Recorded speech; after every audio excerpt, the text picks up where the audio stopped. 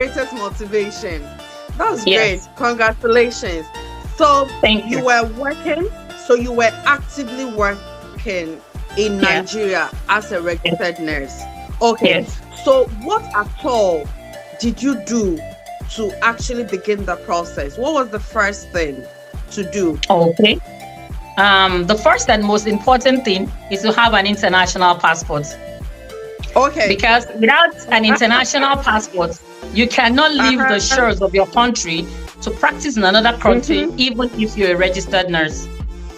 Okay. Then you need to now go to the Mhm. Nursing and Midwifery Board of Ireland website, which is Okay. called NMBI in short, Mhm. and then get in there and get all the informations that are needed.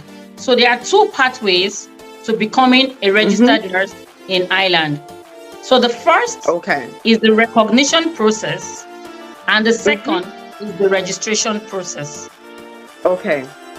So what the recognition process entails is you submitting all your transcripts and your curriculum from the schools you attended. So for me, Okay. I attended 4 different schools: nursing, Okay. midwifery, my degree program, that's my Bachelor of Nursing program, and my post basic perioperative nursing program. So I had to apply for transcript from all these 4 schools and the All curriculum. the schools. Yes, and all these were sent to the Nursing and Midwifery Board of Ireland. So that is the first thing. And then all the certificates and testimonials I got from these schools were also sent to the Nursing and Midwifery Board of Ireland. But to certify these certificates and documents, Nursing and Midwifery Ireland expects you to go to a notary public to certify them that they are true and they are right documents before you send them to Nursing and Midwifery Board of Ireland. I see. After doing that, you upload all these documents and also apply for verification from the Nursing and Midwifery Council of Nigeria, which is the body that governs the registration and practice of nurses in Nigeria. In Nigeria. Okay. When your verification has been processed, which is done online and paid for online, when it has been processed, you get the status will be, you'll be informed that the status has been changed to approved. And then that means that the verification is already in Nursing and Midwifery Board of Ireland. I see. After that, you pay your recognition fee, which is about 350 euros during my time, and I think it's still the same amount. So after paying that, all you need to do is wait and relax. So the NMBI, the recognition team in NMBI, will go through all your documents that you submitted. If they are satisfied, they'll give you a reply immediately. If they need further information, they will get back to you, which we literally call queries. So just inquiring more about what you submitted to them. And you all you need to do is to get those additional information and upload on your portal or send to them by mail. And if they are okay with it, you get what we call a decision letter. Okay. So during all this time, those in Ghana, we know that having an IELTS or OET certificate is a priority in this migration to joining the Irish Nursing Board. Is the same with Nigerian nurses who wants to join the Irish Nursing Board? And at what point should a Nigerian pass the certificate? Okay, yes, it is same. But I just wanted to hold on to talk about it after the recognition process.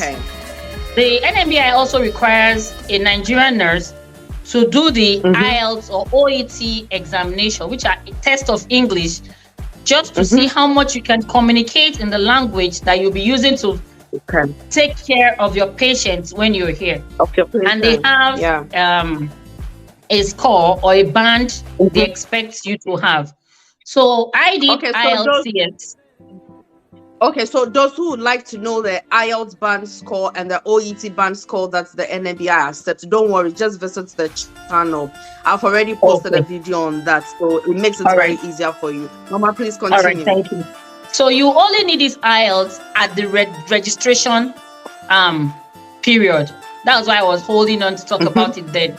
But if you write it while you're starting the process, it's all the same, because it takes 2 years for it to expire. And within that time, I'm sure you should be through with the process. Then after that, you get a decision letter, which gives you 2 options depending on your specialty.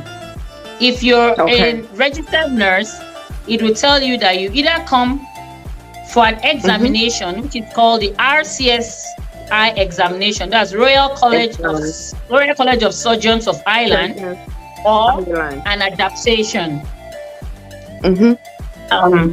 So if you're a registered midwife, it tells you to come in for adaptation, because there's no exam pathway for midwives. Then if you're a psychiatric nurse, which is a very recent opening, you do either adaptation or RCSI examination. So after getting your decision letter, you now start your job hunting. You make sure you get an international standard CVs, and then you submit them to agencies. For Republic of Ireland, usually agencies that help to get the job vacancy that you apply for. There are just very few hospitals that are allowed direct application to the hospital from the hospital website. So majority goes through agency. So when you get an agency that is ready to forward your CV to any hospital that has a job vacancy, you will be prepared for an interview, or scheduled for an interview, which you will prepare for. And then if you're successful in your interview, you have your exam dates booking or your adaptation, depending on the hospital you're joining. So the hospital also determines what you do. Mama, let me just come in with this. With the health recruiting agencies, I know Nigeria is among the WHO red list countries.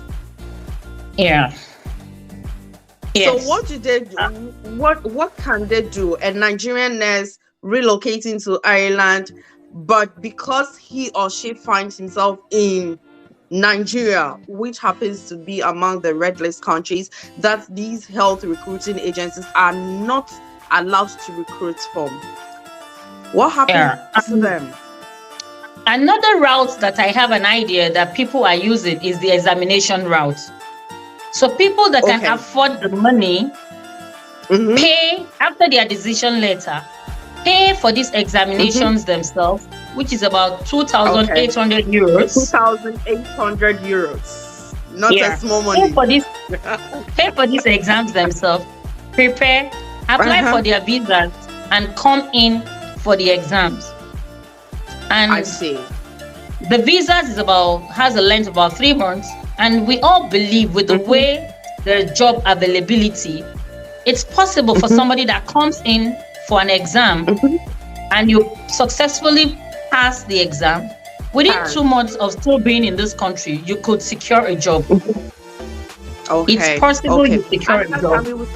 Another time we will look at, that is more of a self-sponsorship route. We will look into that another time.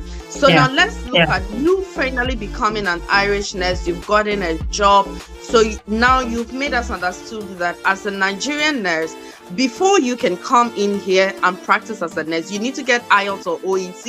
You need to submit your documents to NMBI, get verification from the Nigerian Nursing Board or Nursing Council, right? So you do all this. When you get your decision letter, then you start hunting for a job. When you finally get it, either you're coming to do adaptation or RCSI. That is it, right? So it means that it's the same for us Ghanaians. It's the same with us Ghanaians. It's the same process that is the same pathway. So now you arriving in Ireland, did you do adaptation or RCSI? I did RCSI. I did RCSI. How was this? I did.